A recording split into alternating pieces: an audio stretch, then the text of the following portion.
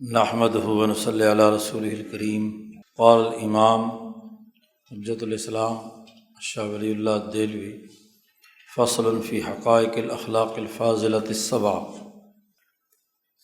فصل کے آخر میں یہ حقیقت واضح کی تھی کہ اگر تم غور و فکر کرو انسانیت کے اعلیٰ اخلاق کے حقائق کے حوالے سے تو وہ کل 7 ہیں، اور پھر اس کی تفصیل اب اس فصل میں بیان کرتے ہیں۔ ان میں سب سے پہلے الحکمہ، انسانیت کا سب سے اعلیٰ خلق الحکمہ ہے۔ تو شاہ صاحب نے سب سے پہلے حکمت کی تعریف کی ہے کہ حکمت کسے کہتے ہیں۔ عام انسانی معاشرے میں انسانی مسائل کے حل کے حوالے سے حکمت کا اطلاق کس پر ہوتا ہے؟ ایک فلسفیوں کی زبان میں حکمت ہے اور ایک صوفیہ کے زبان میں حکمت ربانی ہے، اس کا تذکرہ یہاں نہیں ہے، بلکہ طباع بشریہ یعنی انسانی طبیعتوں پر امام نوع انسانی کی جانب سے جو احکامات جاری ہوتے ہیں ان میں جو بنیادی اخلاق ہیں ان کا تذکرہ یہاں ہو رہا ہے، اور اس حوالے سے حکمت کی ایک جامع معنی حقیقت اور اس کی تعریف بیان کی ہے۔ شاہ صاحب کہتے ہیں کہ حکمت میں سب سے پہلی بنیادی چیز ذکاوت القلب۔ پیچھے یہ حقیقت واضح کی گئی تھی کہ انسانی زندگی میں نفس ناطقہ میں 3 بنیادی مراکز ہیں۔ انسان کا دماغ ہے، عقل جسے کہتے ہیں، انسان کا قلب ہے، اور انسان کا نفس۔ اور نفس انسانی کی سلطنت میں دل بادشاہ ہے، دل کی مرکزی حیثیت ہے، امام ہے وہ۔ تو حکمت کا تعلق قلب کے ساتھ ہے۔ سب سے پہلی بات جو واضح کی ہے حکمت کے حوالے سے وہ یہ کہ ذکاوت القلب، دل کی ذہانت اور سمجھ ہے، اور یہ ذکاوت 3 دائروں میں ہونا لازمی ہے۔ فی الجزم بالعلوم التی التقطها من قبل البداہۃ او النظر او من قبل النور الالہی المنصوب فی الناسوت۔ وہ علوم جو انسان نے حاصل کیے ہوں بدیہی طور پر، یعنی جس کے لیے کسی دلیل کی ضرورت نہیں، مثلاً سورج نکلا ہوا ہے، اس پر کسی غور و فکر کی ضرورت نہیں، ایک لمحے میں ایک انسان بدیہی طور پر جان لیتا ہے کہ سورج نکلا ہوا ہے، روشنی ہے، اس کو علم بدیہی کہتے ہیں۔ اس کے لیے دماغ پر کوئی زور لگانے، کوئی منطق لڑانے، کوئی علمی دلائل قائم کرنے کی ضرورت نہیں ہوتی۔ ایسے علم کو جو بغیر کسی غور و فکر کے انسان کے سامنے آ جاتا ہے اسے علم بدیہی کہتے ہیں۔ اور دوسرا علم علم نظری ہے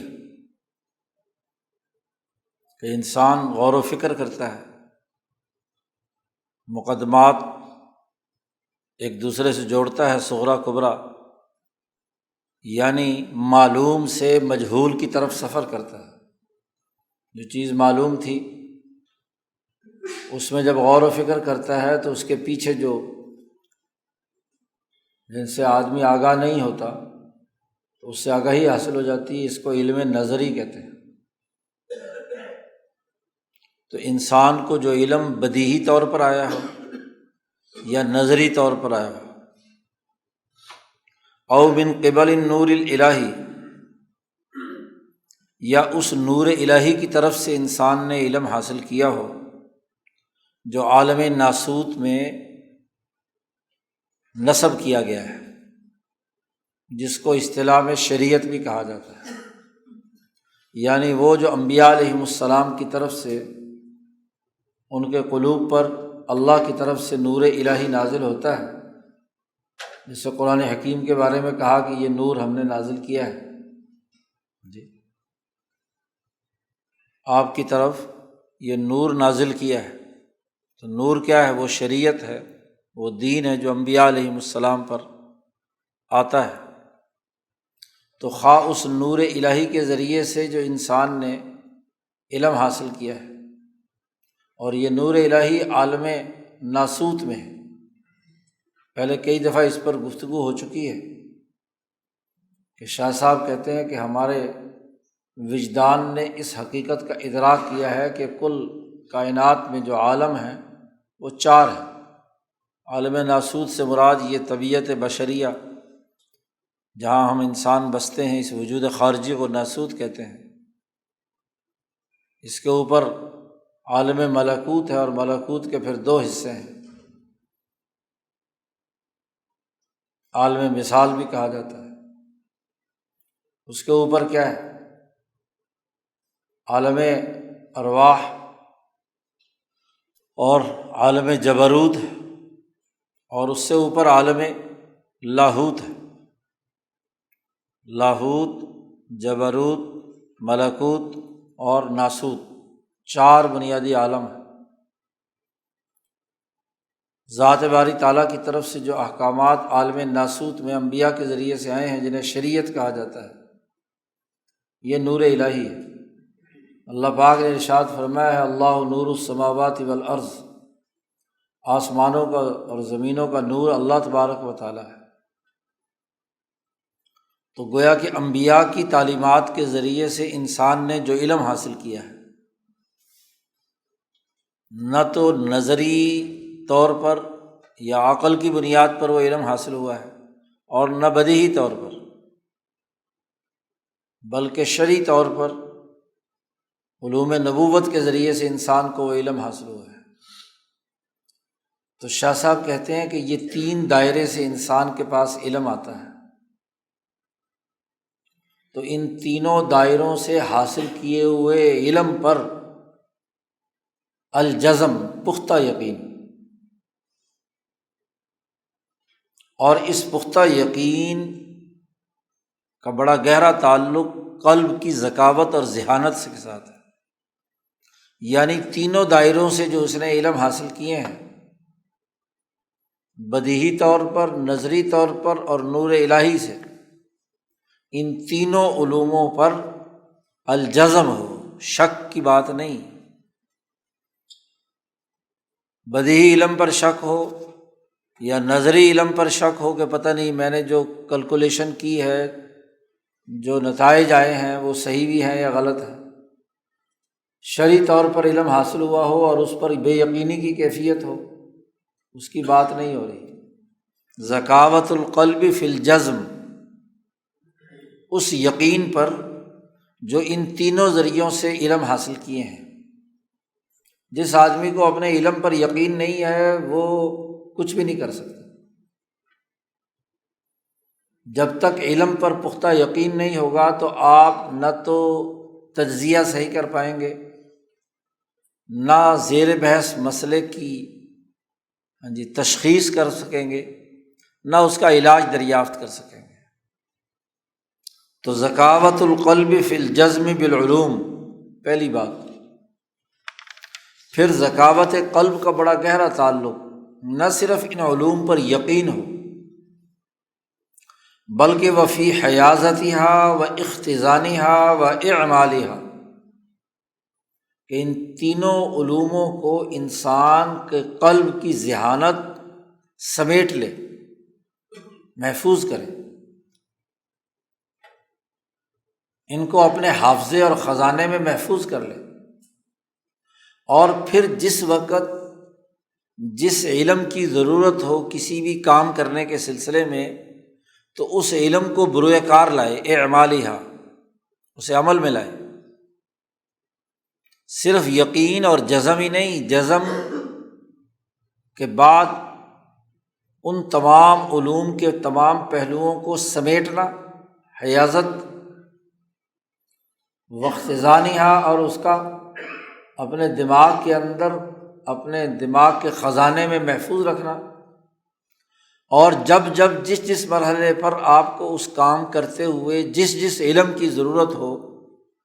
تو اس علم کو بروئے کار لانا، وَإِعْمَالِهَا۔ یہ دو بنیادی دائرے ہیں، الجزم بالعلوم، ذکاوۃ القلب فی الجزم بالعلوم، اور وذکاوۃ القلب فی حیازتها واختزانها وإعمالها۔ یہ گویا کہ ایک بڑی جامع معنی تعریف حکمت کی ہے۔ اب شاہ صاحب اس تعریف کی حقیقت کو ایک استقرائی انداز میں ڈیٹا کے کلیکشن اور تجزیے کے تناظر میں سمجھانا چاہتے ہیں۔ شاہ صاحب کا یہی کمال ہے کہ کوئی مشکل سی تعریف کر کے گزر نہیں جاتے، بلکہ جو کتاب کا قاری ہوتا ہے اس کو اس کے مشکل جو پہلو ہیں ان کو عام فہم انداز میں، جو آدمی روز مرہ اپنی زندگی میں چاروں طرف دیکھتا ہے، اس تناظر میں اسے سمجھاتے ہیں۔ شاہ صاحب کہتے ہیں وہ کتاب پڑھنے والے، ان رأیت وامعنت فی الاستقراء، اگر تو غور و فکر کرے اور گہرائی میں جا کر استقراء میں غور و فکر کرے۔ استقراء کہتے ہیں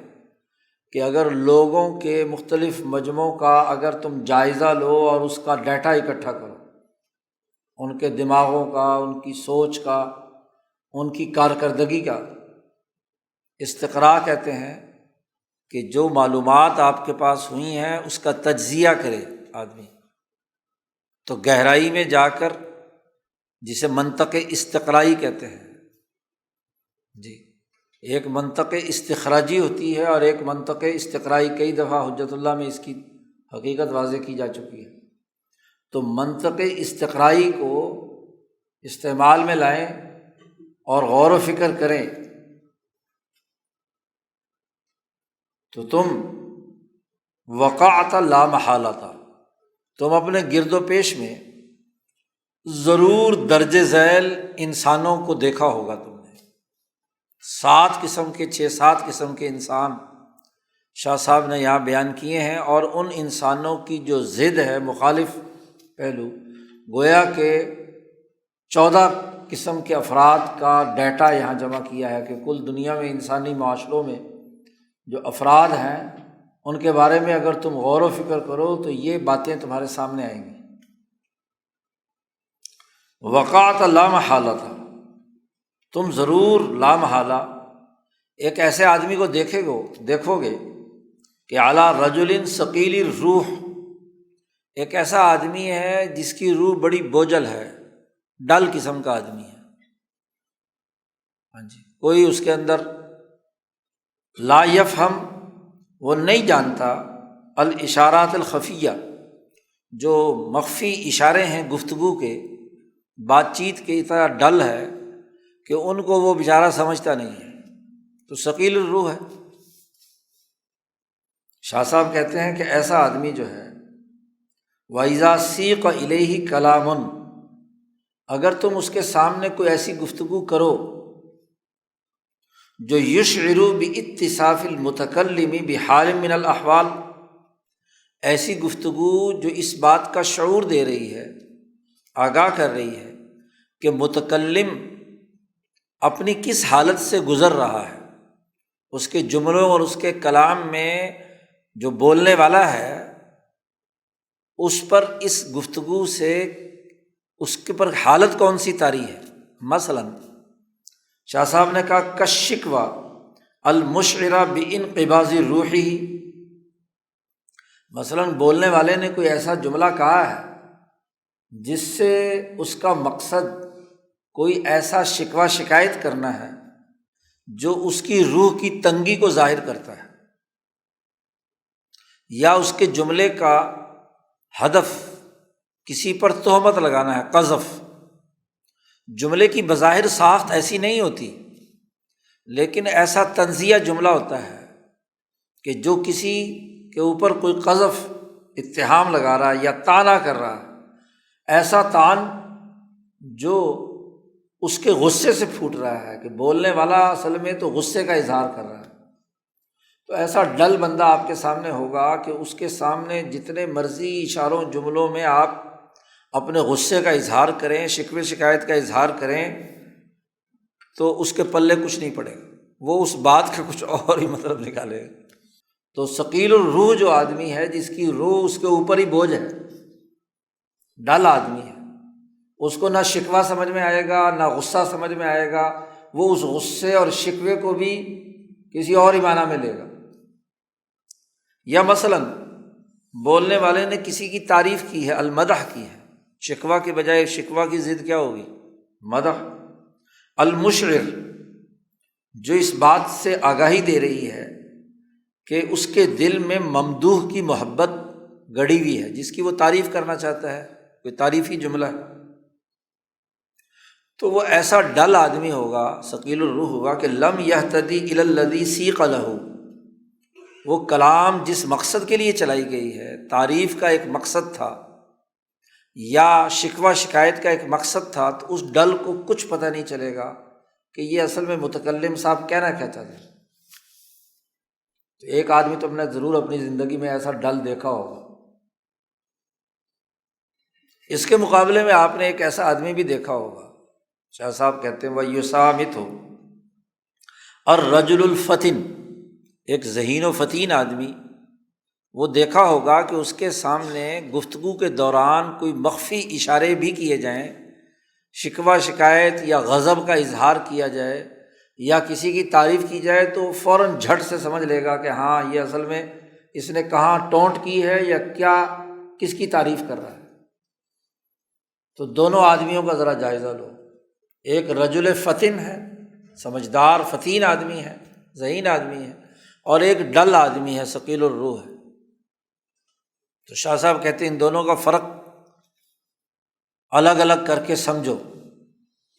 اچھا، یہ تو پہلا مرحلہ ہوگا انسانوں کا۔ اب فتین انسان تو ہے، لیکن آگے فتینوں کی بھی، ذہینوں کی بھی اگلے دو درجے ہیں۔ پھر وعلی رجل سفیہ، ہے تو فتین، اشارہ تو سمجھ گیا ہے، لیکن ہے رجل سفیہ، بے وقوف۔ رجل سفیہ، ایسا سفیہ ہے کہ نفع نقصان میں فرق نہیں کر رہا، کہ یہ جو ٹونٹ کی ہے یا یہ جو تعریف کی ہے، اس کا مجھے فائدہ ہے یا نقصان ہے۔ اشارے کو تو سمجھ گیا، غصہ سمجھ گیا بھی غصہ ہوا یہ، یا اس نے تعریف کی ہے، لیکن نفع نقصان میں تمیز نہیں ہو رہی اس سے۔ وَإِذَا قُرِعَ سَمْعُهُ بِالزَّجْرِ وَالْعِظَةِ، اگر اس کو ڈانٹ ڈپٹ کی جائے جی، یا کوئی نصیحت کی جائے، یا اس کو مستقبل میں اگر اس نے وہ اعمال جو غلط وہ کر رہا ہے، جس پر آپ ڈانٹ ڈپٹ کر رہے ہیں، اس کے نتائج غلط نکلیں گے، تو ایسا آدمی، اور وَمَرَّ كَأَن لَّمْ يَسْمَعْهُ، وہ ایسے گزر جائے گا کہ جیسے گویا کہ اس نے بات سنی نہیں۔ کیوں؟ اس لیے کہ اس کے سامنے نفع اور نقصان الگ الگ ہو کر اس کے ذہن میں متعین نہیں ہوئے، کہ میرے نفع کی بات ہو رہی ہے یا مجھ پر بلا وجہ کا غصہ کا اظہار کیا جا رہا ہے۔ تو چونکہ اس کے ذہن میں ہے تو فتین، لیکن نفع نقصان کا الگ الگ ممتاز ہو کر سمجھنا اس کے اندر نہیں ہوتا، اور اس کے ذہن میں اس کے نتیجے میں جو تصویر بنی ہے، الصورہ المنطبعہ الممتازہ، بحیث یرکن الی تمیزھا القلب، کہ دل اس فرق اور امتیاز کی طرف جھکاؤ اور میلان ظاہر کرے، وہ اس کے اندر نہیں ہوتا۔ اس کے مقابلے میں ایک اور آدمی ہوگا، آپ دیکھیں گے کہ یسامت ہو الرجل المتفہم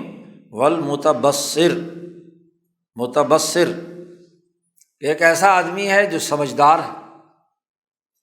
نہ صرف فتین ہے، ذہین ہے، بلکہ ذہانت کے ساتھ ساتھ اس کے اندر یہ فہم بھی ہے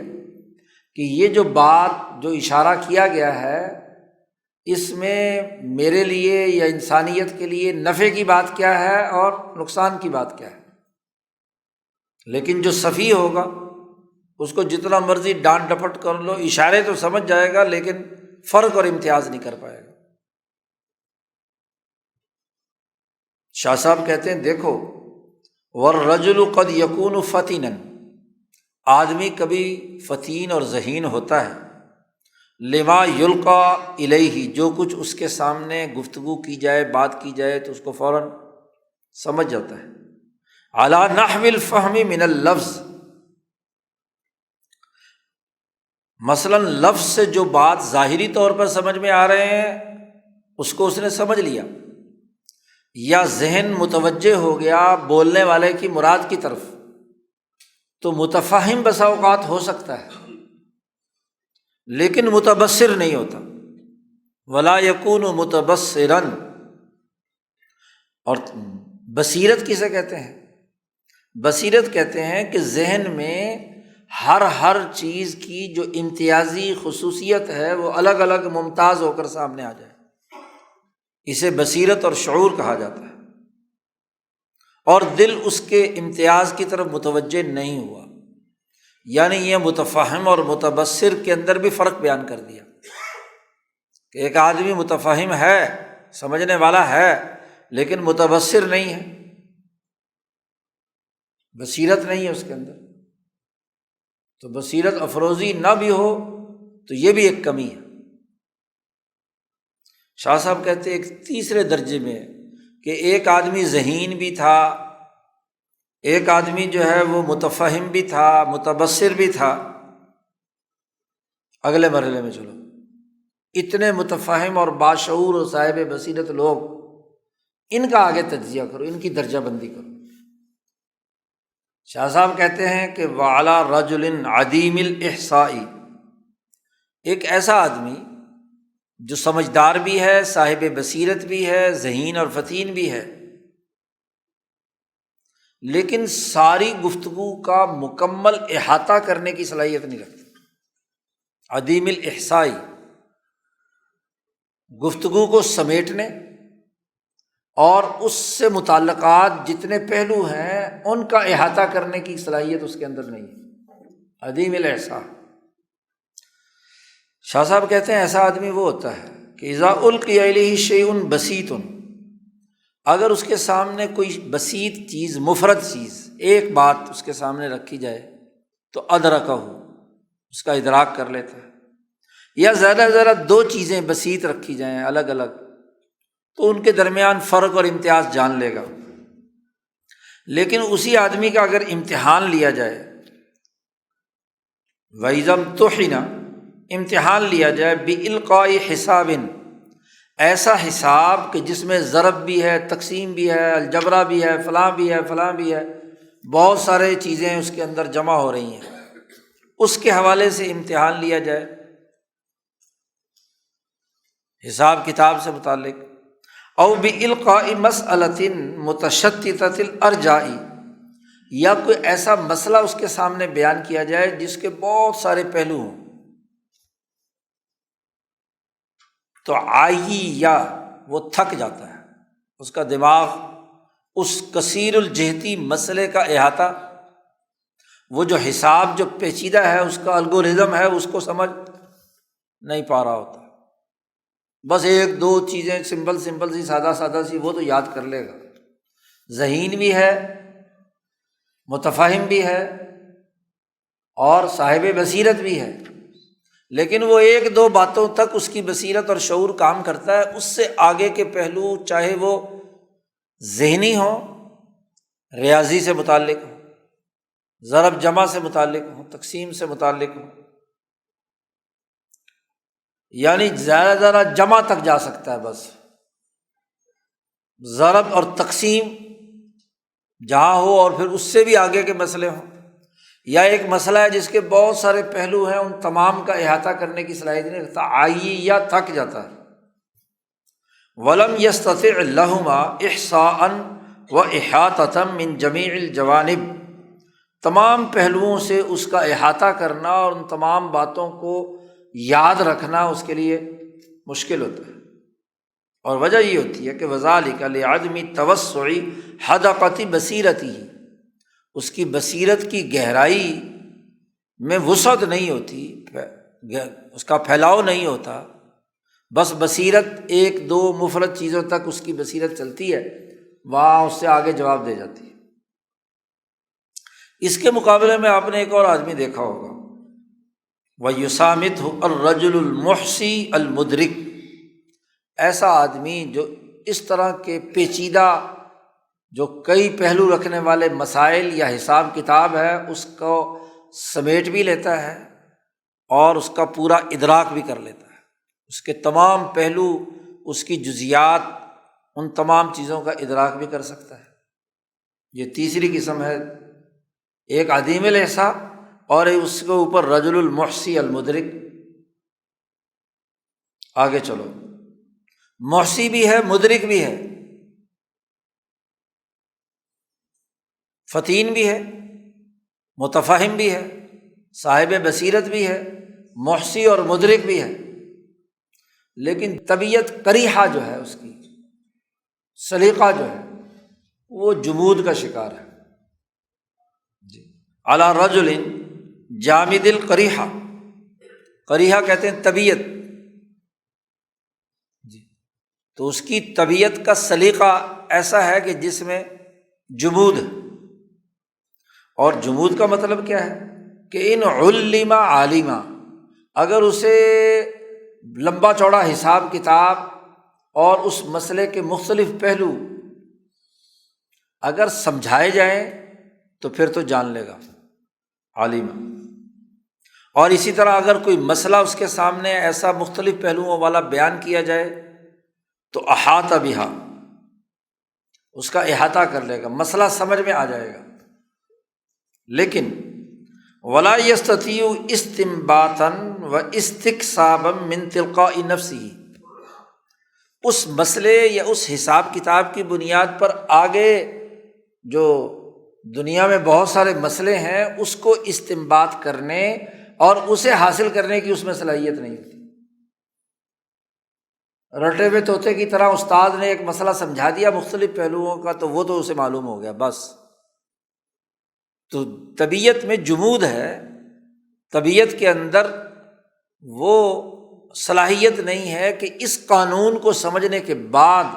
اس قانون سے آگے اس کا اطلاق کہاں کہاں ہو سکتا ہے، کوئی مسئلہ درپیش ہو تو اس قانون کو استعمال میں لا کر آگے، جی، افادہ مختتم کا مسئلہ سمجھ میں تو آ جاتا ہے معاشیات میں، جی، کہ افادہ صفر تھا یا مثبت تھا یا منفی تھا، لیکن اس قانون کی بنیاد پر بہت سارے معاشی مسئلے اس کا استنباط کرنے اور استقصاب کی اس کے اندر صلاحیت نہیں ہوتی، تو وہ ہے جامد القریحہ۔ ایسے ہی اس کی طبیعت کا جو جمود ہے وہ یہ کہ ولا انتقالا من الملزوم الی اللازم، زیر بحث مسئلہ تو سمجھ آ گیا،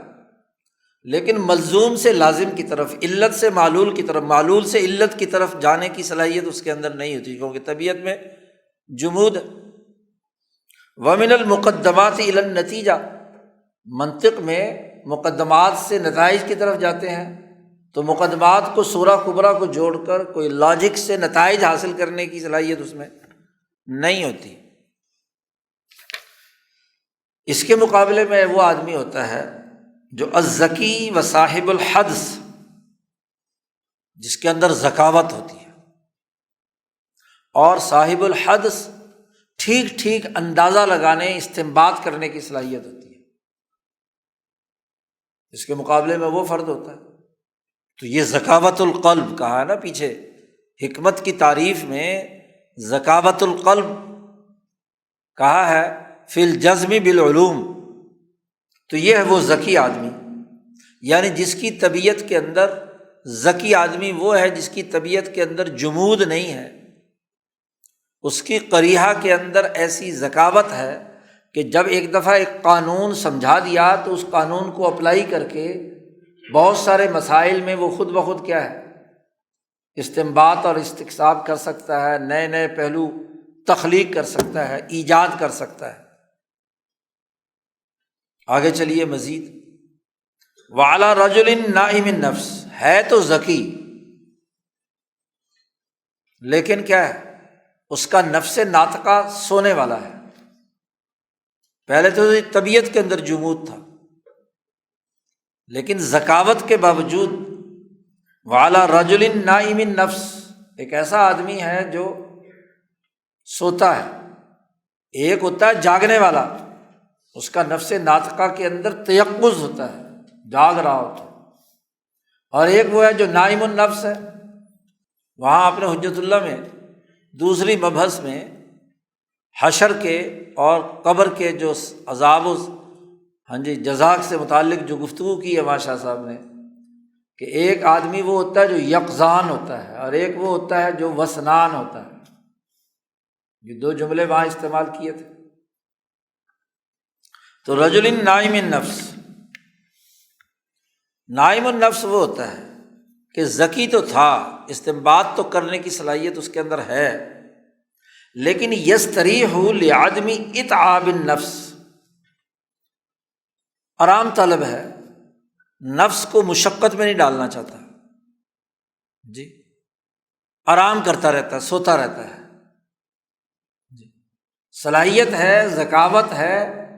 علوم کے بارے میں واقفیت ہو گئی ہے، جزم ہو گئی، جی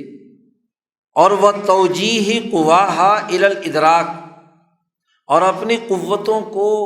ادراک اور استنباط کی طرف متوجہ کرنے سے تھک کر بیٹھا ہوا ہے، آرام طلب ہے، بس کوئی تھوڑا بہت کام کر لیا اس کے بعد کیا ہے، پڑھ کے سو گیا۔ او الی فہم الخطاب دقیق الماخذ، یا اپنی قوتوں کو ایسی گفتگو کے سمجھنے کی طرف متوجہ کرنے میں تھکا ہوا ہے کہ جو دقیق الماخذ، جو گفتگو یا خطاب ہو رہا ہے وہ بڑا گہرا ہے۔ اور ایسے آدمی کا حال یہ ہوتا ہے کہ نائم النفس کا،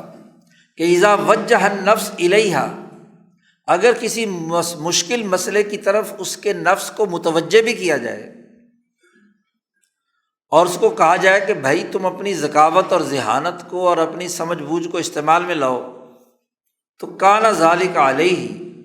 اس پر یہ بات ایسے ہوتی ہے جیسے اس نے ایک پہاڑ سر پر اٹھا رکھا، کا حمل الصخور، بہت ہی پتھر اس نے سر پہ اٹھا رکھے۔ وَإِنْ كَانَ مِنْ شَأْنِهِ، اگرچہ اس آدمی کے اندر یہ صلاحیت ہوتی ہے کہ أَن يُدْرِكَ لَوْ أَمْعَنَ فِي الْإِتْعَابِ، اگر اپنے نفس کو تھکائے، چیلنج قبول کرے، تو چونکہ مدرک بھی ہے، محسی بھی ہے، اور اسی کے ساتھ ساتھ ذکی بھی ہے، تو اگر اپنے آپ جان لڑائے، تھکائے، تو اس کو وہ مسئلہ ضرور سمجھ میں آ جائے گا۔ لیکن چونکہ نائم النفس ہے، بس جلدی تھک کر سو جاتا ہے، بس اتنا کر لیا کافی ہے۔ اور شاہ صاحب کہتے ہیں اس کے مقابلے میں ایک وہ ہوتا ہے جو متیقظ، چاق و چست ہوتا ہے، یعنی جو ذکاوت ہے اس کو استعمال میں لا کر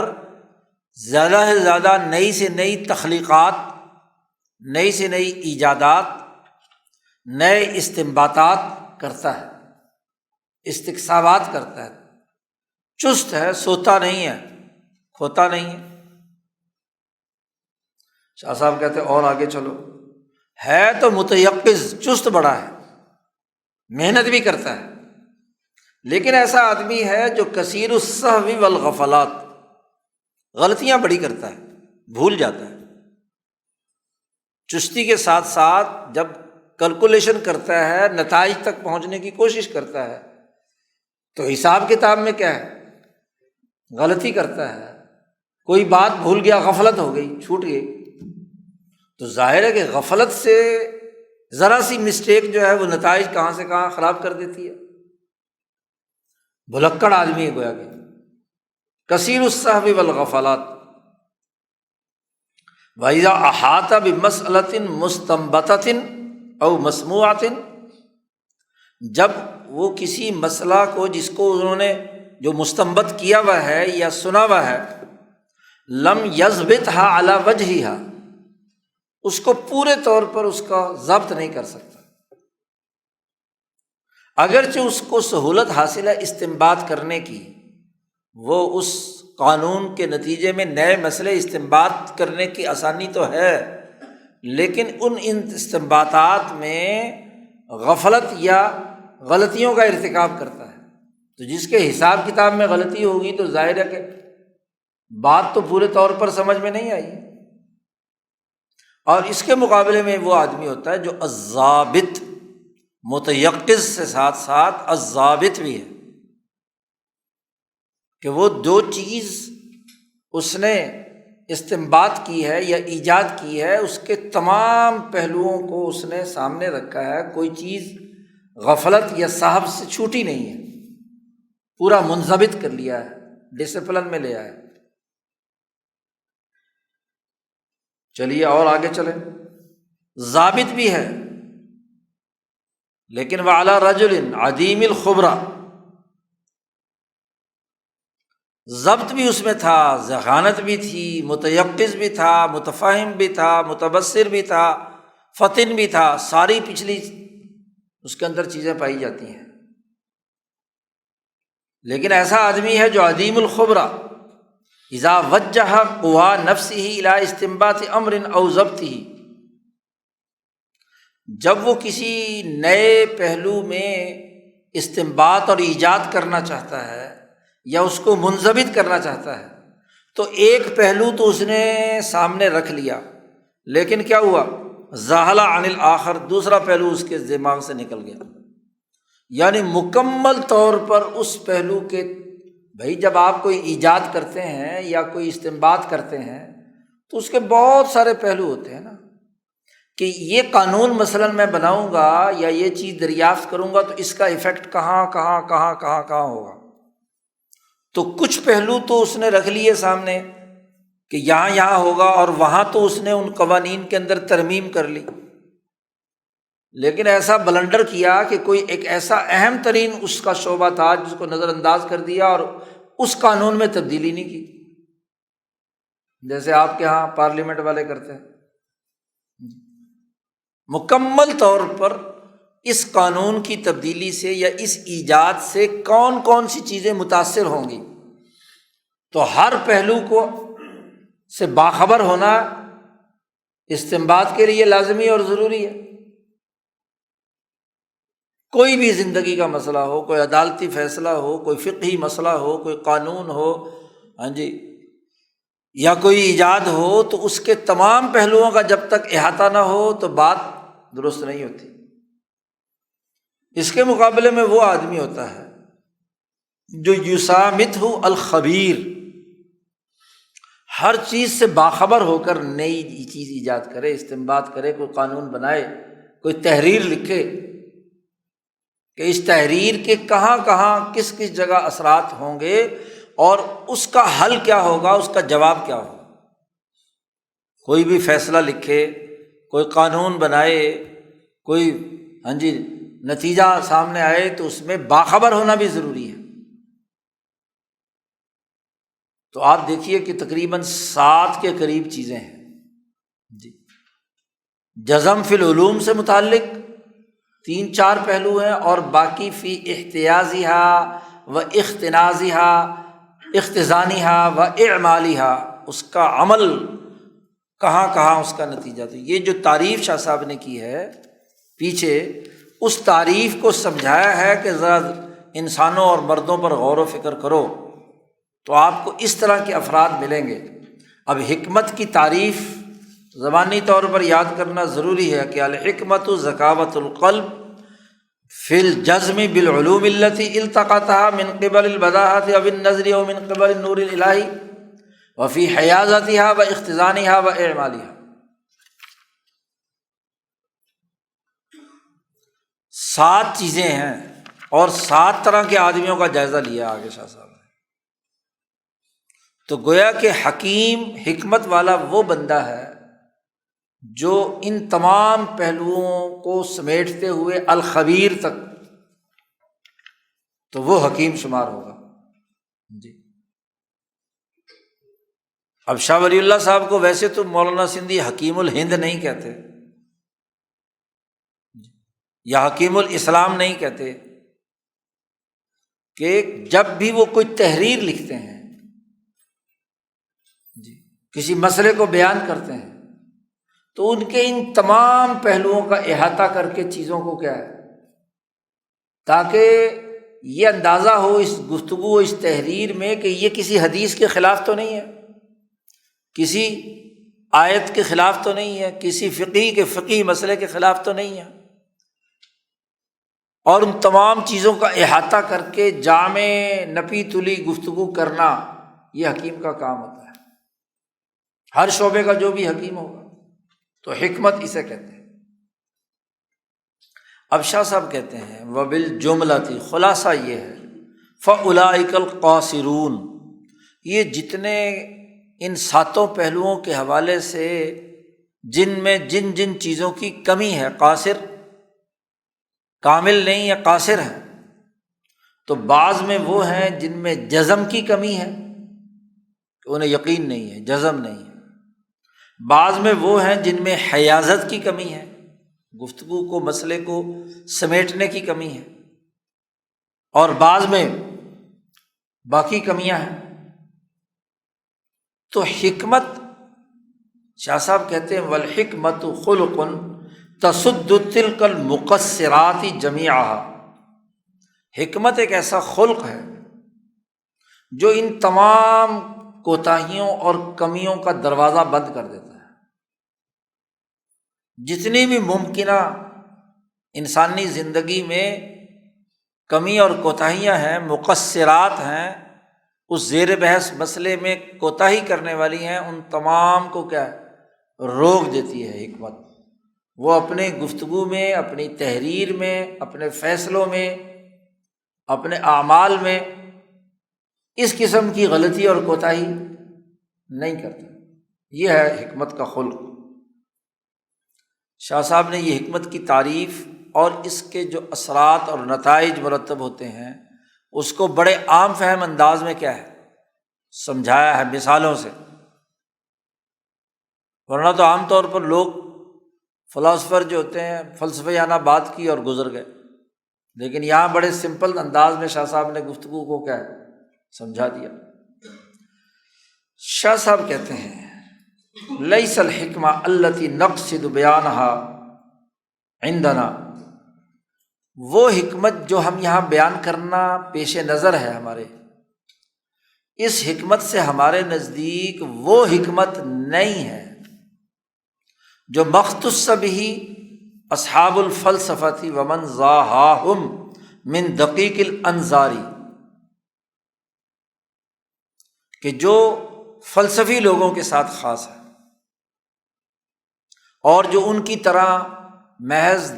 عقل لڑاتے ہیں، ان کے سے مشابہت رکھتے ہیں، من دقیق الانظاری، نظری علوم کے حوالے سے، یعنی حکمت نظریہ صرف ہمارے پیش نظر نہیں ہے۔ ہم جو گفتگو کر رہے ہیں وہ حکمت ہے جس میں علم بدیہی بھی ہے، حکمت نظری بھی ہے، حکمت جو ہے وہ شرعی بھی ہے، ان کے ذریعے سے جو علوم آئے ہیں، یعنی علم حاصل کرنے کے تمام ذرائع جو ہیں ان کا ایک مربوط احاطہ جب تک نہیں ہوگا تو حکمت کی تعریف سامنے نہیں آئے گی جو جامع ہم بیان کرنا چاہتے ہیں۔ فلسفی لوگ جو ہیں یا منطقی لوگ جو ہیں وہ تو دقیق الانظار، ان کا جو حکمت نظری ہے اس کی باریکیاں نکالتے رہتے ہیں، ان کی باریکیوں میں ان کا دماغ الجھا رہتا ہے۔ تو یہ بال کی کھال نکالنا اور منطقی قیلا قلتا کرنا، تو یہ حکمت نہیں کہلاتی۔ ہم اس حکمت کو نہیں بیان کر رہے، چلو ان کے نزدیک ہوگی حکمت، ہم تو انسانی زندگی کے مسائل کے حل کرنے کے تناظر میں ہر وہ علم جو بدیہی ہو، نظری ہو، شرعی ہو، جتنے بھی ذرائع علم ہیں ان تمام کے مجموعے کی بنیاد پر بات کر رہے ہیں۔ اور شاہ صاحب کہتے ہیں یہاں ہمارا یہ مقصد بھی نہیں ہے کہ لا مختص بہ الصوفیہ ومن ضاہاہم، جو ان کے مشابہ ہیں۔ یہ من ضاہاہم کا جملہ دونوں جگہ پر شاہ صاحب نے استعمال کیا ہے، فلسفے میں اور فلسفے کے جو مشابہ ہیں یعنی مشائیہ صوفیہ، اور ومن ضاہاہم یعنی اشراقیین۔ من الوجدان العمیق، جو اپنے ایک گہرے وجدان کے تناظر میں اسے حکمت کہتے ہیں جی۔ تو وہ جو صوفیہ کا تعمق ہے اپنے وجدان میں جی، من قبل التجلی المعتمد علی نفوسہم، وہ جو تجلی الہی جو ان صوفیہ کے قلب پر، ان کے دماغ کو، دل کو روشن کر رہی ہے، اس سے جو انہوں نے وجدان حاصل کیا ہے، وہ بھی ہم زیر بحث نہیں رہا۔ یہ تو صوفیہ کا دائرہ الگ سے ہے، حکماء کا دائرہ الگ ہے۔ او من قبل اعیانہم، یا وہ جو کسی صوفیہ کے بھی دو طبقے ہیں، ایک طبقہ وہ ہے کہ جن کے نفس ناطقہ پر تجلی الہی کا نور ہے، اور اس نور کی روشنی میں کچھ وجدانی چیزیں انہیں نظر آ رہی ہیں، حقائق معلوم ہو رہے ہیں۔ اور کچھ وہ ہوتے ہیں کہ جو اپنے اعیان، عین کی جمع ہے، یعنی اس سے بھی اوپر مرتبہ جبروت میں جب ان کی تخلیق ہوئی تھی، عین متعین ہوا تھا، ابداع سے تخلیق کے دائرے میں آئے تھے، تو ہر چیز کا ایک عین ہے۔ تو اعیان کی طرف سے جو ان کے اوپر وجدانی چیزیں آتی ہیں وہ بھی مراد نہیں ہے ہماری یہاں، بلکہ ہم تو سیدھی سادی سی بات جانتے ہیں۔ شاہ صاحب کہتے ہیں بل ما یہتدی بہ اصحاب الامزجۃ السلیمہ، صاف ستھرا مزاج رکھنے والے لوگ جس حکمت کی طرف رہنمائی حاصل کرتے ہیں، راستہ پاتے ہیں۔ اور وہ کون ہے اصحاب امزجۃ سلیمہ؟ کہ جو الی معایشہم یہتدی بہ، ہدایت حاصل کرتے ہیں صحیح مزاج والے لوگ اپنی معاشی زندگی کی طرف بھی۔ صوفیاء معاشیات کی بات نہیں کرتے۔ اور وَإِلَىٰ عُلُومِهِمْ الَّتِي مِنْ قِبَلِ نَسَمَتِهِمْ، تو جو ان کی روح حوانی یا نسمہ کی طرف سے جو علوم آئے ہیں، تو جن کا مزاج سلیم اور معتدل ہوتا ہے کہ وہ معاشی زندگی بھی اور اپنے نسمے کی روحانی زندگی بھی، ان دونوں کے ذریعے سے جو انسانی مسائل حل کرنے کی مہارت اور حکمت رکھتے ہیں، ہم اس حکمت کی بات کر رہے ہیں جی۔ وہ منطقی حکمت جو صرف نظری گتھیاں کے اندر فلسفی اپنی ڈور الجھائے جا رہا ہے، وہ حکمت ہم نہیں یہاں بیان کر رہے ہیں۔ اور نہ ہی وہ جو صوفی اپنے تصوف کی بنیاد پر کیا ہے، وجدانی گفتگو عالم بالا کی کر رہا ہے، تو ظاہر ہے کہ عام لوگوں کا تو اس سے کوئی تعلق نہیں ہے۔ ہم تو اس کرۂ ارض پر یہاں کے معاشی مسائل اور یہاں انسان کا جو نسمہ ہے، روح حیوانی ہے، اسے اپنے آپ کو پاکیزہ بنانے کے لیے کون سے اعمال کرنے کی ضرورت ہے، تو ان دو کے باہمی ملاپ سے جو اصحاب مزاج سلیم لوگ ہیں، انہوں نے جو حکمت دریافت کی ہے، وہ حکمت ہم یہاں بیان کرنا چاہتے ہیں۔ شاہ صاحب نے فرمایا، بڑی گہری بات فرمائی ہے۔ شاہ صاحب کہتے ہیں لربما وقعت علی اعرابی، بسا اوقات تم ایک ایسے دیہاتی کو دیکھو گے کہ جو شہریوں کے علوم سے واقف نہیں ہیں، اور شہریوں کی جو چال بازیاں ہیں، ان کے معاملات ہیں، اس سے بھی وہ آگاہ نہیں ہوتا۔ لیکن اس کے اندر بڑی حکمت بالغہ ہوتی ہے، بڑی سمجھداری ہوتی ہے۔ اپنے گاؤں، اپنے دیہات، اپنے سوسائٹی کے مسائل، معاشی مسائل، سماجی مسائل اور سیاسی مسائل حل کرنے کی بڑی اعلیٰ درجے کی اس کے اندر حکمت ہوتی ہے۔ وہ ہر پہلو سے باخبر ہوتا ہے، صاحب بصیرت ہوتا ہے، متفاہم ہوتا ہے، ذکی ہوتا ہے، ہاں جی، اس کے باقی باتوں پر پورا جزم اور یقین ہوتا ہے، اور وہ ایسی پنچایت پرے میں بیٹھ کر ایسا ٹھوک بجا کر فیصلہ کرتا ہے جس سے ساری سوسائٹی مطمئن ہوتی ہے کہ ہاں بھائی اس نے بالکل صحیح بات کہی ہے، حالانکہ اسے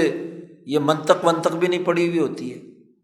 اور یہ کوئی تصوف کی گردان بھی نہیں کی ہوئی ہوتی ہے اس نے، لیکن وہ ایسا پنچایت پرے کا آدمی ہوتا ہے کہ سوسائٹی کے مسائل کے حل کرنے، سماجی، سیاسی، معاشی مسائل کے حل کرنے میں بڑی اسے مہارت حاصل ہوتی ہے۔ تو شاہ صاحب کہتے ہیں کہ تم بسا اوقات ایسے دیہاتی کو دیکھو گے کہ اس کے اندر حکمت بالغہ ہے۔ شاہ صاحب اس کی دلیل دیتے ہیں۔ شاہ صاحب کہتے ہیں دیکھو، اذا الحکمت، حکمت لا تختص بمسألۃ دون مسألۃ، وہ کسی ایک مسئلے کے ساتھ خاص نہیں ہوتی کہ اس مسئلے میں ہے اور دوسرے مسئلے میں نہیں۔ انما ہی نوع من العلم، حکمت علم کی ایک قسم ہے جو دگنی تگنی، مضاعف، متراکم، وسلجن و بردن، کہ جو سننے والے کے سامنے ایک تو اس بس زیر بحث مسئلے کے تمام پہلو اس نے سمیٹ لیے، تہ بتہ اس کے اندر سماجی بہت ساری گتھیوں کو سلجھانے کا عمل ہوتا ہے، اور پھر جب سب کے سامنے وہ فیصلہ جاری ہوتا ہے تو سب کا سینہ ٹھنڈا ہو جاتا ہے کہ ہاں میرا حق دے دیا۔ فریقین کے درمیان ایسا ثالثی فیصلہ کرتے ہیں کہ سب کا دل ٹھنڈے ہو جاتے ہیں جی، چاہے وہ بات سمجھائیں ولو بمقدمات خطابیۃ، خطابی گفتگو کے ذریعے سے، او مشہورات مسلمۃ، یا ایسی تسلیم شدہ مشہور باتیں جس کو پوری سوسائٹی کے تمام لوگ جانتے ہیں اور مانتے ہیں، تو ان مقدمات کے ذریعے سے انہیں بات سمجھاتے ہیں وہ۔ او انقیاد و تقلید لصاحب الشرع، یا کسی صاحب شریعت کی تقلید اور اس کی فرمانبرداری کے تناظر میں بات سمجھا دیتے ہیں کہ تم فلاں آدمی کو مانتے ہو، ہاں مانتے ہو، تو بس اس نے یہ بات کہی ہے اس کی تقلید کرنا چاہیے، تو دیہاتی فوراً مان جائیں گے جی کہ ٹھیک ہے، کیونکہ تمام لوگوں کی گردنیں اس کے سامنے جھکی ہوئی ہوتی ہیں۔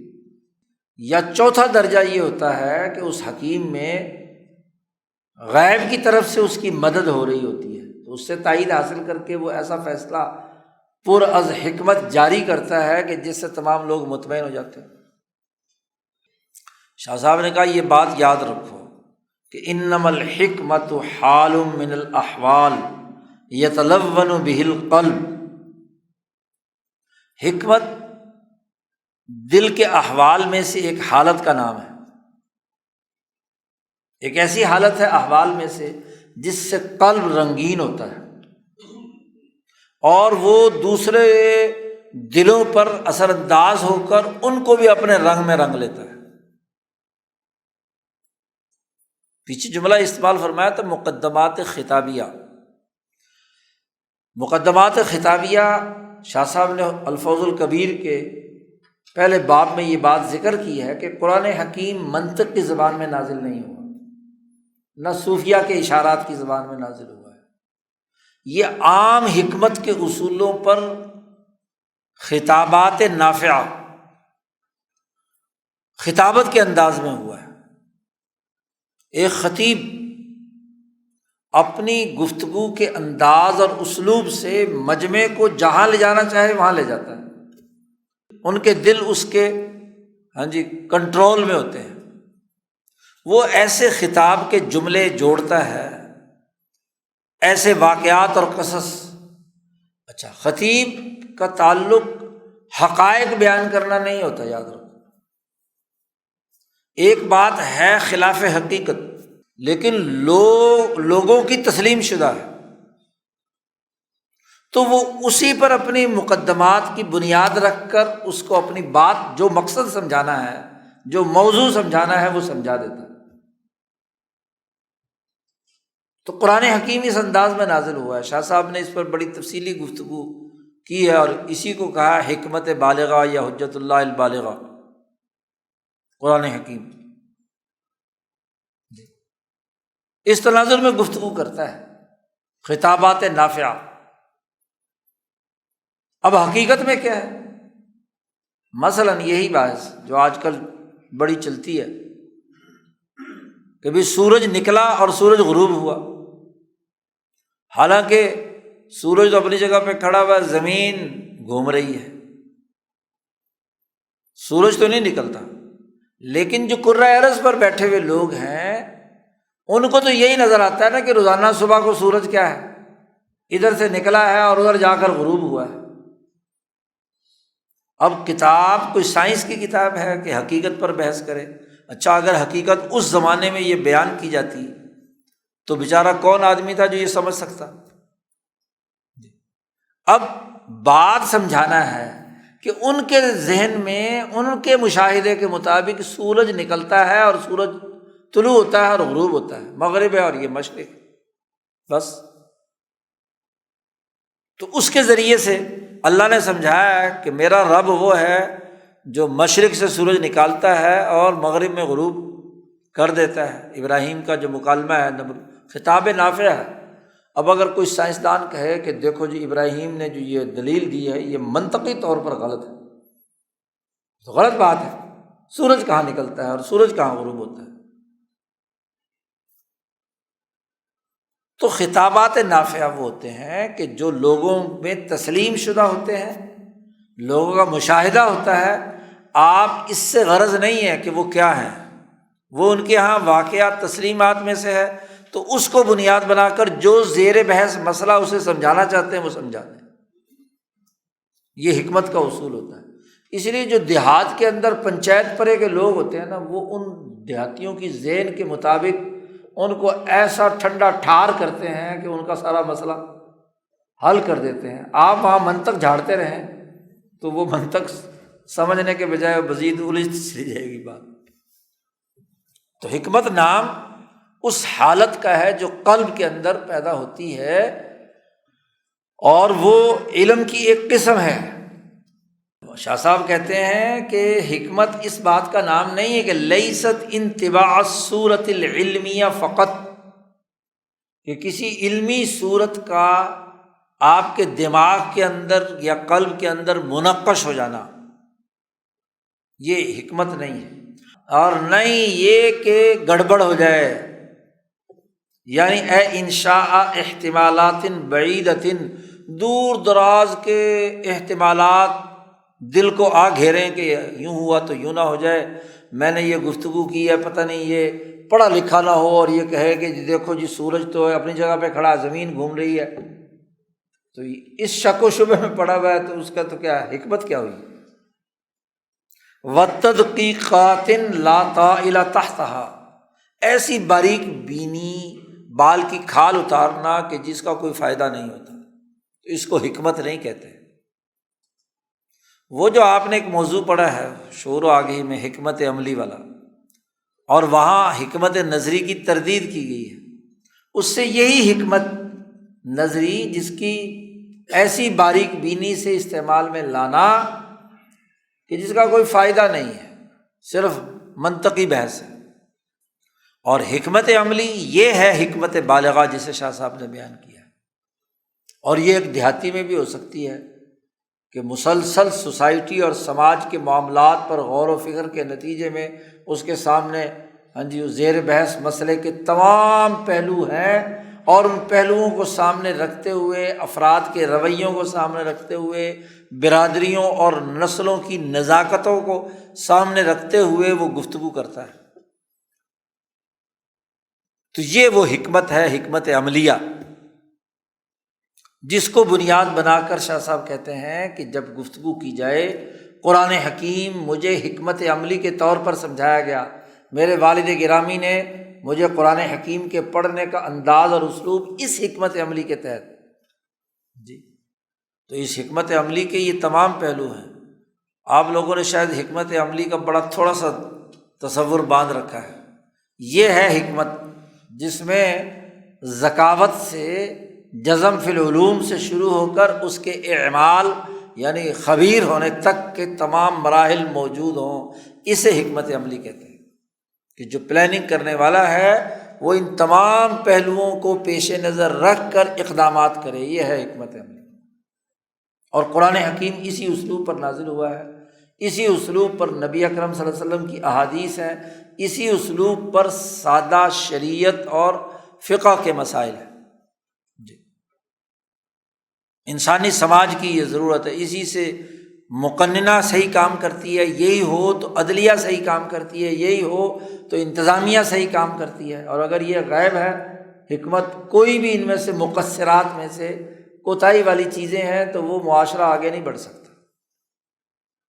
تو پہلا خلق الحکمہ، جامع معنی اس کی تعریف۔ دوسرا بنیادی خلق عفت ہے، پاک دامنی جی۔ حکمت کا تعلق، چونکہ انسان کے نفس ناطقہ کا مرکز قلب ہے تو حکمت کا تعلق ذکاوت القلب ہے، دل کی ذہانت اور ذکاوت۔ اور یہاں عفت کی تعریف کر رہے ہیں شاہ صاحب کہ عفت کسے کہتے ہیں۔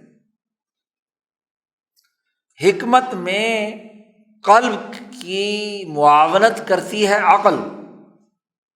کیونکہ علم حاصل کرنا ہے نا، علم پر یقین ہے جی۔ اور علم حاصل ہوتا ہے یا بدیہیات کا، یا نظریات کا، اور یا شرعیات کا۔ نور الہی جو منسوب ہے، گڑھا ہوا ہے اس عالم ناسوت۔ دوسرا پہلو قلب اور نفس کا ملاپ ہے۔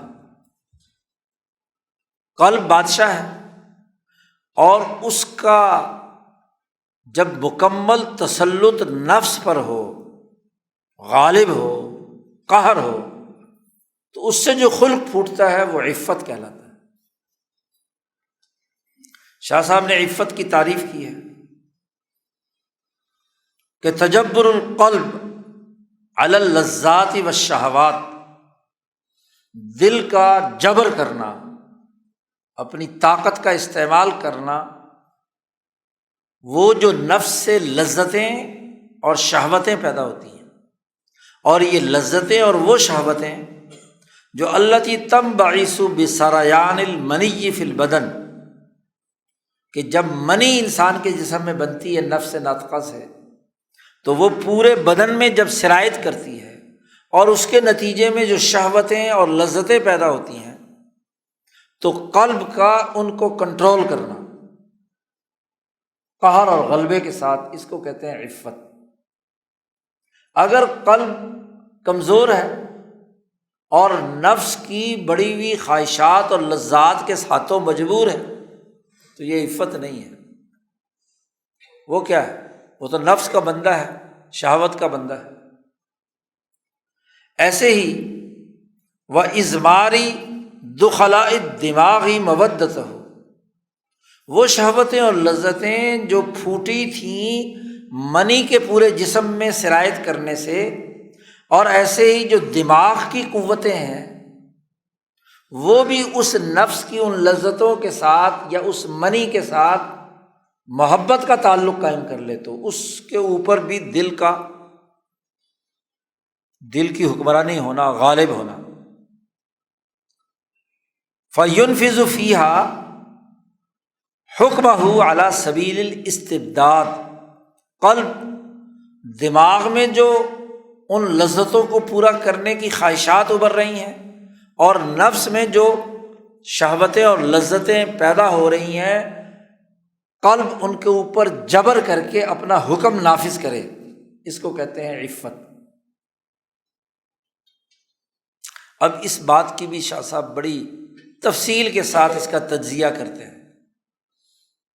والتحقیق، تحقیقی بات یہ ہے کہ ان المنی اذا تکون فی البدن تکونا، جب انسانی بدن کا جو بہیمی نظام ہے، قوت بہیمیہ ہے، نسمہ ہے، تو بہیمیت سے جب انسانی جسم میں منی پیدا ہوتی ہے، کیونکہ اولاد پیدا کرنی، نسل چلانی انسانیت کا خاصہ ہے، تو جب منی پیدا ہوتی ہے تو صعید منہ قسط الی الارواح، اس منی کی ایک جو طاقت اور قوت کا ایک حصہ ہے، وہ انسانی جسم کی جو قوتیں ہیں، خاص طور پر وہ قوتیں جن کا تعلق حواس خمسہ ظاہرہ سے ہے، تو وہ منی کی طاقت اور قوت ان ارواح کے اندر داخل ہوتی ہے، وہاں پہنچتی ہے۔ تو فانقسم انقسام الارواح فی البدن، تو وہ جو حصہ لطیف ترین منی کا جو حصہ ہوتا ہے، لطیف منی کی اپنی طاقت تو اس کا تو اپنا ایک خزانہ ہے، خصیتین میں جہاں وہ محفوظ ہوتی ہے، لیکن اس میں سے ایسی تاریں سمجھ لیں کہ ایسی جوہر اور خلاصہ وہ آنکھ میں بھی، کان میں بھی، ناک میں بھی، جسم میں بھی سرایت کرتا ہے، تقسیم ہو جاتا ہے بدن۔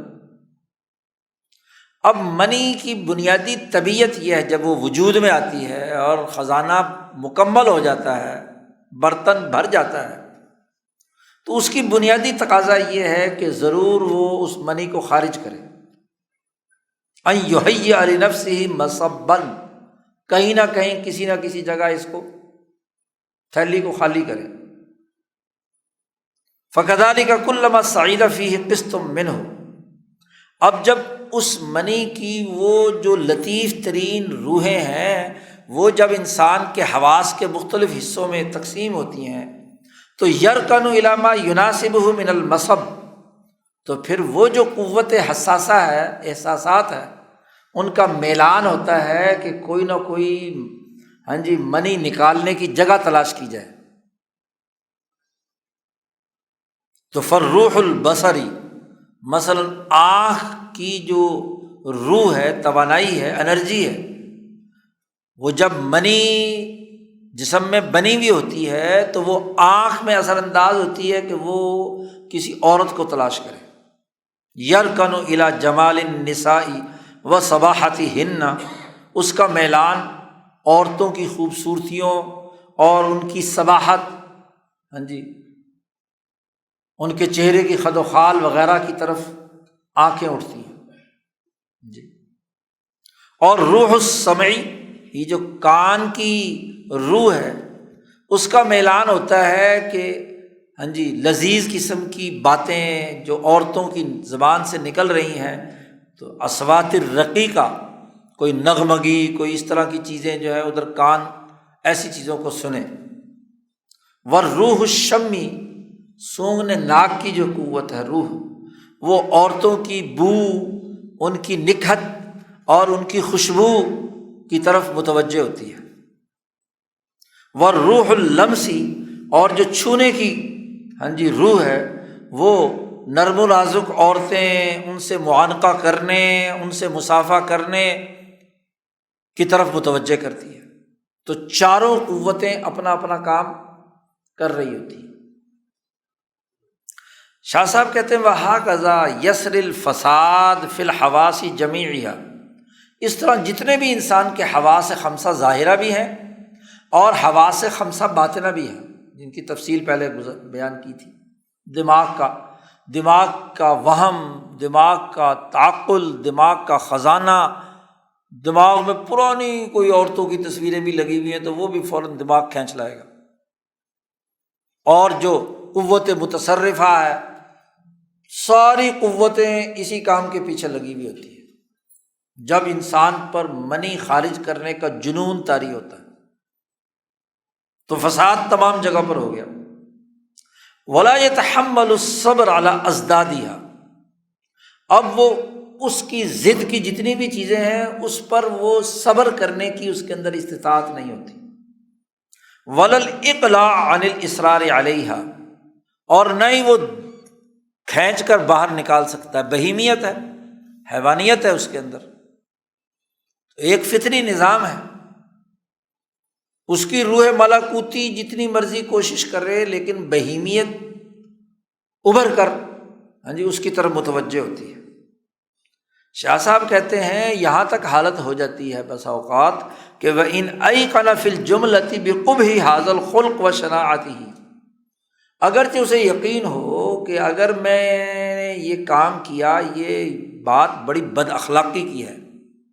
اسے اس خلق کی خرابی اور اس کی برائی کا پورا یقین بھی ہو، تو تب بھی اس کی نگاہیں ویسے اٹھ جائیں گی، کان ویسے ادھر متوجہ ہو جائیں گے، باقی چیزیں اس کی ویسے ہی حرکت پذیر رہیں گی۔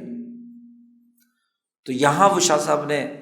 مشہور جملہ کہا ہے جو عام طور پر ہم نقل کرتے ہیں کہ فَإِنَّمَا الْأَخْلَاقُ بِالْأَحْوَالِ لَا بِالْعُلُومِ، کہ اخلاق حالات کے تابع ہوتے ہیں، احوال، کہ قلب کس حالت سے رنگین ہوا ہے۔ محض علمی باتیں جس پر یہ جنون سوار ہے، محض علمی باتوں سے اخلاق پیدا نہیں ہوتے۔ اب شاہ صاحب کہتے ہیں کہ جو بہیمیت کے تقاضے سے یہ منی کا کردار ہے یہ تو ضرور ہوتا ہے، لیکن ثم اذا كان الرجل ظریفا فی الطبع وذا سمت، پھر اگر کوئی آدمی طبیعت کے اعتبار سے ظریف ہے اور اچھے اخلاق والا ہے تو دخل الوہن فی ظرافته، تو یہ جو دماغ پر سوار قوتیں ہیں یہ اس کی ظرافت کے اندر بھی کیا ہے، کمزوری پیدا کر دیتے ہیں۔ ظریف ہے چونکہ حب جمال اس کے اندر پایا جاتا ہے، پیچھے 3 باتیں کہی تھی نا رائے کلی، حب جمال اور ایجاد و تقلید، تکمل بالعلوم، تو حصل منہا حب التزین بزینت النساء، اگر خود بھی وہ جمال ظرافت والا ہو تو پھر کیا کرتا ہے کہ وہ جو عورتوں کے ساتھ تعلق قائم کرنا چاہتا ہے، ظریف بھی ہے، تو وہ خود بھی عورتوں کی طرح کے لباس پہننے کی زینت بنانے کی کوشش کرے گا، بال ویسے بڑے بڑے کر لے گا، زیب و زینت ویسی کر لے گا، اور وَالتَّصَمُّتْ بِسَمَتِهِنَّ، ان کی عادات و اطوار اختیار کرے گا، فَيَتَكَلَّمُ بِكَلَامِهِنَّ، اتنا میلان عورتوں کی طرف ہے کہ ان کی طرح مٹک مٹک کر باتیں کرے گا، وَيَتَأَدَّبُ بِآدَابِهِنَّ، اور ان کے آداب کی طرح کے ادب اختیار کرے گا، طریقہ کار اس کے ہوں گے، اور وَيُحِبُّ كُلَّ صَنَاعَةٍ فِيهَا مَيْلٌ، ہر ایسا کام کرے گا جس میں اس کا میلان اور رجحان الی الخفۃ والطرب والتلذذ، ہلکا پن، ناچ گانا اور محض غل غبارہ کر کے لذت حاصل کرنا، چلو جی عورتوں کی طرح، یعنی وہ جو میلان ہے وہ مزید منفی معنی کی طرف کیا ہے، چلا جاتا ہے۔ شاہ صاحب کہتے ہیں وَهَذِهِ الْآفَاتُ، یہ آفتیں تب ہوتی ہیں کہ جب نفس ناطقہ کی جو ریاست ہے اس کا حکمران دل کمزور ہوا ہے، انما ہی من انقہار القلب تحت حکم الطبیعہ، چیف ایگزیکٹو بیچارہ کمزور ہے، وزیر اعظم کون بن گیا، بہیمیت بن گئی، نفس بن گیا، تحت حکم الطبیعہ، اور دخلاء دماغ کے نیچے قلب بیچارہ دبا ہوا ہے، اس کی بیچارے کی چل نہیں رہی۔ فَإِذَا تَجَبَّرَ، اور اگر وہ قلب اپنا مستقل اختیار استعمال کرے ان دونوں قوتوں پر، دماغ پر بھی اور نفس پر بھی، تو ایسا انسان جو ہوتا ہے وہ عظیم المحبت للنساء فی الجملہ، قوی الانخلاع عن اللذات، لذت اس کے پیش نظر نہیں ہوتی، بلکہ اس کا مقصد عورتوں سے بالعموم محبت، اور اس محبت کا مقصد بھی اولاد پیدا کرنا، کیونکہ یہ جو مادہ منویہ اس کے اندر رکھا ہے یہ نسل بنانے کے لیے ہے، انسان کو مستقبل میں اس کرۂ ارض پر باقی رکھنے کے لیے اس کے مقاصد ہیں۔ محض منی نکالنا تو کوئی مقصد نہیں ہے۔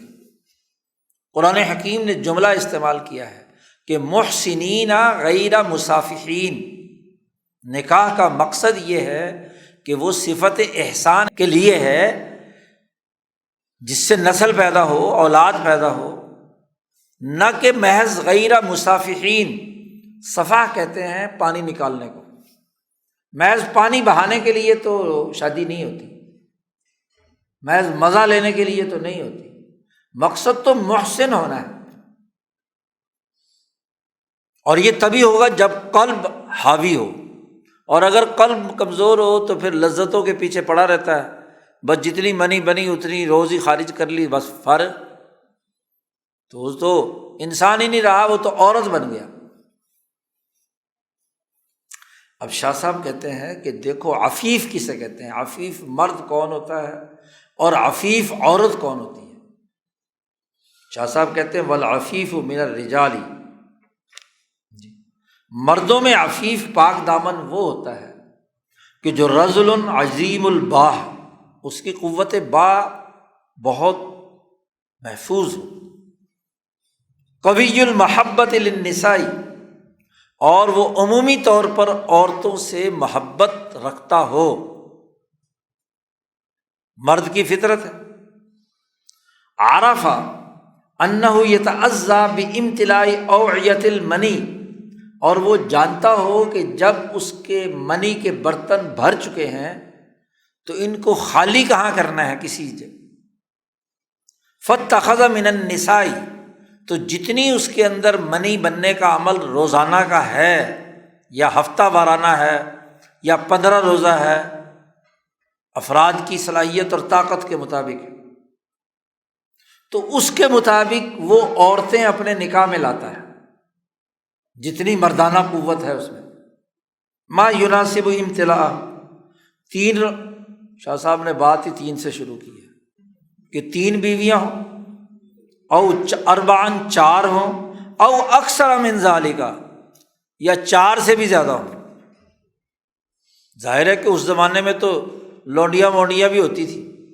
اب بادشاہوں کے قصے کہانیوں میں آج کل لوگ بڑا اعتراض کرتے ہیں کہ جی 100 بیویاں تھیں، سلیمان علیہ السلام کی 100 بیویاں تھیں، داؤد علیہ السلام کی اتنی بیویاں تھیں، 99 تھی، پھر ایک اور حاصل کرنے کے لیے انہوں نے کچھ کام کیا۔ اب وہاں شاہ صاحب نے تعویل الاحادیث میں لکھا کہ داؤد علیہ السلام عظیم الباہ تھے۔ تو بات یہ ہے کہ جتنی اس کے اندر صلاحیت اور استعداد ہے اس کے مطابق اسے اتنی عورتیں چاہیے۔ عیاشی تھی یا ان کی ضرورت تھی،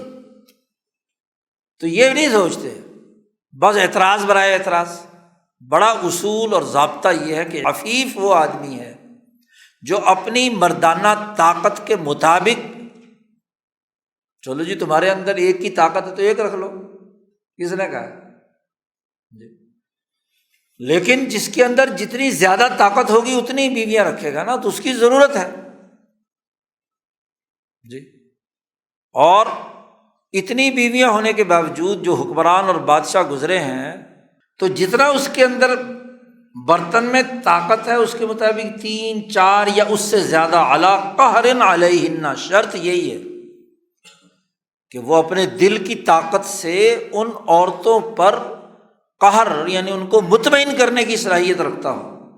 والاقلاع عنہن، اور ان کی ضرورت پوری کرنے والا ہو۔ یہ ہے عفیف آدمی، پاک دامن آدمی۔ اچھا زنا کرتے پھرو، ادھر ادھر منہ کالے کرتے رہو تو پھر تو کوئی حرج نہیں۔ ہاں اگر نکاح کر لو 4 جی، یا جس زمانے میں لونڈیاں تھیں تو لونڈیاں زیادہ رکھی ہوئی ہوں اور ضرورت کے لیے ہوں، تو وہاں اعتراض کا پنڈورا باکس کھول دیتے ہیں۔ شاہ صاحب کہتے ہیں الست ترا، کیا تو نے نہیں دیکھا کہ القوی من الفحول، جو نر جو ہوتے ہیں نا، نر طاقتور، وہ کتنی ہی مؤنثات رکھتے ہیں، مادائیں رکھتے ہیں، علی قہر و غلبۃ، کیونکہ ان کی ضرورت ہوتی ہے۔ اور یہ تو عفیف مرد ہو گیا۔ اور غیر عفیف کون ہوتا ہے؟ پاک دامن نہ رہنے والا کون مرد ہوتا ہے؟ شاہ صاحب کہتے ہیں غیر العفیف۔ غیر العفیف وہ ہوتا ہے جس کی قوت باء بڑی کمزور ہے، ضعیف الباء۔ عفیف الرجل وہ ہے جو قوی الباء ہے، اور جو ضعیف الباء ہے وہ غیر عفیف ہے۔ اور ایسا آدمی جو ہوتا ہے جب باء کی قوت باء ہی اس کی کمزور ہے تو حقیر المحبت للنساء فی الجملہ، عورتوں سے تعلق قائم کرتے ہوئے گھبراتا ہے۔ حقیر المحبت، عورتوں سے محبت نہیں ہوتی۔ ہاں، محبت کس سے ہوتی ہے؟ عظیم المحبت بہن علی الخصوص۔ ہاں، عورت کی جناب زلفوں سے محبت ہوگی جی، اس کے چہرے سے محبت ہوگی۔ او خدودہن استشرف حسنہن، ان کے حسن کو جھانکتا پھرتا ہے، جھاتیاں مارتا پھرتا ہے کہ کہیں سے کوئی عورت نظر آ جائے، تو وہ تو غیر عفیف آدمی ہے۔ لم یستطع الاقلاع عنہن، ان کو مطمئن کرنے کی طاقت نہیں رکھتا کیونکہ ہے ضعیف الباء، اور پھر ایسی حرکتیں کرتا ہے کہ وَإِنْ غَشِيَهُ عَارٌ عَظِيمٌ، اگرچہ اس کو کیا ہے بہت شرمندگی بھی اٹھانی پڑے، لیکن ہاں جی اس نے کوئی نہ کوئی ایسی چچوری حرکت کرنی ہے جس کا کوئی فائدہ نہیں ہوتا۔ بھئی اولاد پیدا کرنے کے لیے عورت سے تعلق قائم کرنا ضروری ہے، اور اگر وہ تعلق قائم کرنے کی طاقت تو رکھتا نہیں، ویسے جھاتیاں مارتا ہے، ہر ایک عورت کا دوپٹے کے پیچھے بھاگتا ہے، تو نالائق ہے نا، غیر عفیف ہے، وہ پاک دامن کہاں سے ہوا؟ تو شاہ صاحب نے تو غیر پاک دامن کی حقیقت بیان کر دی۔ جس کے اندر طاقت اور قوت ہے وہ عفیف اور پاک دامن ہوتا ہے جب قلب اس کے اوپر اس کے کنٹرول ہو اس پر۔ شاہ صاحب کہتے ہیں یہ تو عفیف مرد اور غیر عفیف مرد کی بات ہو گئی۔ والعفیفۃ من النساء، عورتوں میں عفیفہ وہ خاتون ہوتی ہے کہ جو اپنے بچے پر انتہائی شفقت کرنے والی ہوتی ہے۔ امرأۃ حنونۃ علی ولدہا، اپنے بچے کی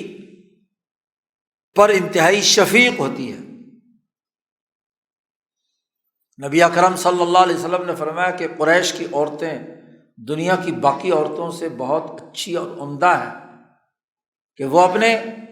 بچوں کی انتہائی شفقت سے پرورش کرتی ہیں، جو بچہ پیدا ہو گیا، اور اپنے خاوند کے حقوق کی حفاظت کرتی ہیں۔ عظیم المحبہ، وہی اسی حدیث کی طرف اشارہ ہے، عظیم المحبہ لزوجہا خصوصاً، عفیف عورت وہ ہوتی ہے جو صرف اور صرف اپنے مرد خاوند کے ساتھ بھرپور محبت کرتی ہے، ادھر ادھر دوسرے مردوں کی طرف اس کی توجہ نہیں ہوتی، وہ پاک دامن عورت۔ اور شاہ صاحب نے فرمایا کہ جو مرد عفیف وہ ہوتا ہے جو فی الجملہ عورتوں سے محبت رکھتا ہو، کہ اپنی قوت باء کی مناسبت سے اتنی ہی عورتیں نکاح میں لے آئے، 1 2 3 4 5، جتنی بھی 4 تک تو نکاح میں آ سکتی ہیں، باقی پرانے زمانے میں کہتا آج کل تو مسئلہ نہیں ہے جی، آج کل تو 1 2 ہی سے مل جائے تو بڑی بات ہے، باقی کہاں سے بات ہوگی۔ شاہ صاحب کہتے ہیں یہ جو فرق ہے عورت اور مرد کا، یہ فرق لصلابۃ الرجال ورقاقۃ النساء، مردوں کی ٹھوس اور سختی اور عورتوں کی نزاکت کی وجہ سے فرق ہے۔ اس لیے شاہ صاحب کہتے ہیں تمام قوموں کا، انسانوں کا اس بات پر اتفاق ہے، مشارقتہم و مغاربتہم، مشرق میں رہنے والی قومیں ہوں یا مغرب میں، اس بات پر اتفاق ہے کہ کسی مرد کی زیادہ بیویاں ہونا یہ باعث عزت بات ہے۔ ان کثرۃ النساء للرجل مکرمۃ، اور وکثرۃ الرجال للمرأۃ عار، ایک عورت کے کئی خاوند ہوں یہ دنیا بھر کے تمام مذاہب اور اقوام کے اندر بڑی شرمندگی کی بات ہوتی ہے۔ برا سمجھا جاتا ہے۔ یہ ہے عفت حقیقیہ۔ شاہ صاحب کہتے ہیں اعلیٰ درجے کی عفت تو وہ ہوتی ہے جو قوی الباہ ہو اور ضرورت کے مطابق صرف ان عورتوں سے تعلق قائم کرے جن کی اسے ضرورت ہے، اس کے قوت باہ کے مناسبت سے، ادھر ادھر ٹکرے نہ مار۔ جو ادھر ادھر ٹکرے مارنا ہے اس کا مطلب ضعیف الباہ ہے، کمزور ہے، وہ عفیف نہیں ہے۔ اور شاہ صاحب کہتے ہیں عفت جس کا تعلق اپنی شرمگاہ کی حفاظت سے ہے، وہ حقیقی تعریف تو یہی ہے۔ اور ودونہا عفتن، اس سے کم درجے کی بھی عفت کا اطلاق کیا جاتا ہے کچھ ایسے ناموں پر جن میں اس سے کچھ درجے کی مشابہت پائی جاتی ہے، تشبیہ پائی جاتی ہے۔ مثلا ایک ایسا آدمی جس سے شعر و شاعری سے کیا ہے، محبت ہے، غیر المقلع عنہ، ایسا شعر و شاعری کے ساتھ اس کا سلیقہ ہے کیونکہ اس کا ذوق ہے،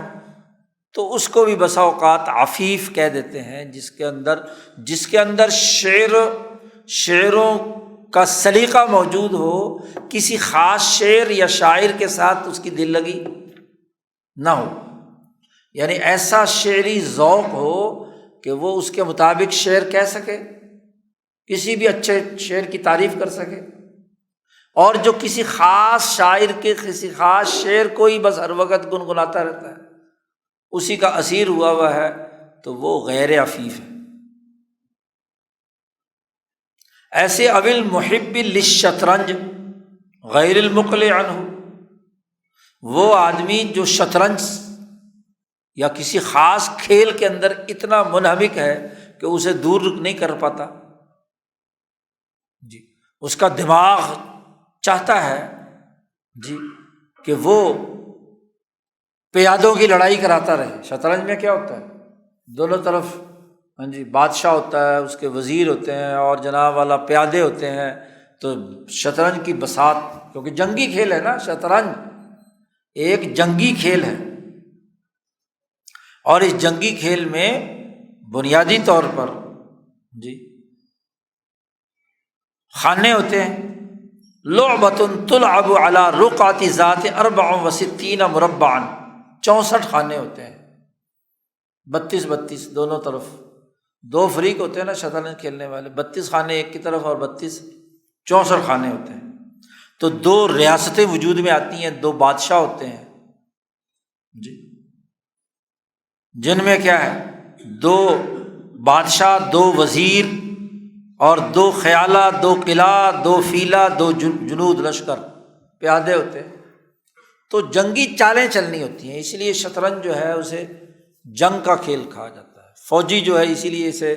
بڑی کثرت سے کھیلتے ہیں کہ تاکہ دشمن کی چالوں کا توڑ کیسے کیا جائے، تو چونکہ یہ ایرانیوں نے یہ علم ایجاد کیا تھا،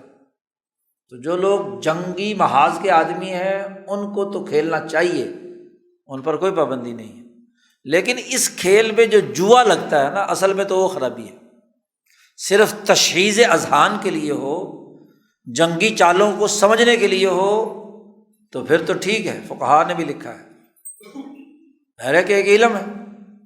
اور جو اس کی بنیاد پر جوا اور پھر وہ جو باقی جو خرافات اس کے ساتھ داخل ہو گئی ہیں، وقت کا ضیاع،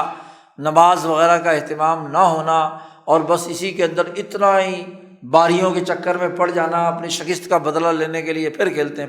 ہیں، تو چاہے وہ شطرنج ہو یا چاری کھڈا کیا وہ کھیلتے ہیں، یا بنٹے شنٹے کھیلتے ہیں، یا کچھ اور کھلاڑی کھیلتے ہیں جی، تو جو وقت ضائع کرے اور اس کا کوئی نہ دنیاوی فائدہ ہو نہ اخروی فائدہ ہو، وہ ناجائز ہے۔ یا ایسے ہی وہ آدمی جو المحب للذیذ الاطعمہ،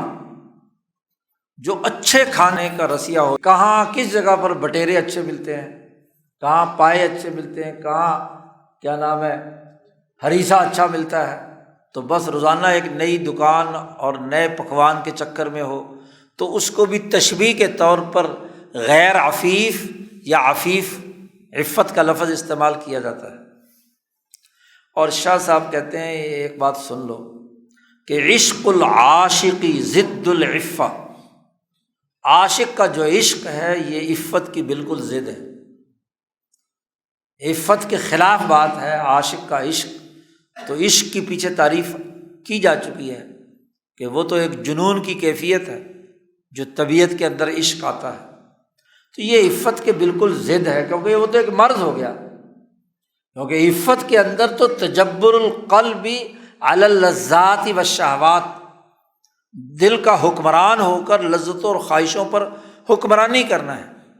اور جو بیچارہ عاشق ہوتا ہے اس کا دل تو اپنے قبضے میں ہوتا ہی نہیں، تو وہ تو عفت کی کیا ہوگی؟ ضد ہوگی۔ شاہ صاحب کہتے ہیں کہ بعض لوگ عشق ان معنوں میں بھی استعمال کرتے ہیں کہ محبت، یعنی محبت خداوندی یا عشق خداوندی یا عشق رسول، تو وہ جو عشق ہے وہ اصل میں عشق نہیں ہے، وہ محبت ہے، اور وہ وفا ہے کہ آدمی وفاداری کا مظاہرہ کرتا ہے اور اس کا نام عشق رکھ لیتے ہیں، لیکن وہ دونوں نہ عشق کے دائرے کی چیزیں ہیں نہ عفت کے دائرے کی چیزیں ہیں۔ محبت اور وفا کا تعلق سماحت کے خلق سے ہے، وَهُمَا مِنَ السَّمَاحَةِ، تو فتعرف، اچھی طرح جان لے، اصطلاحات کو گڑبڑ مت کر۔ ہاں جی، محبت اور وفا کا تعلق، چاہے نام لوگ اس کا عشق رکھ لیں کہ عاشق رسول ہے یا عاشق خدا ہے، تو اس کا تعلق تو سماحت نفس سے ہے، اس کا تعلق حقیقت میں نہ عشق سے ہے اور نہ ہی عفت سے، کیونکہ عشق تو عفت کی بالکل ضد ہے۔ تو یہ دو بنیادی اخلاق شاہ صاحب نے بیان کر دیے ہیں، عفت اور حکمت۔ سماحت انشاءاللہ آئندہ پڑھیں گے۔ چلو دعا کر لو۔ اللہم صلی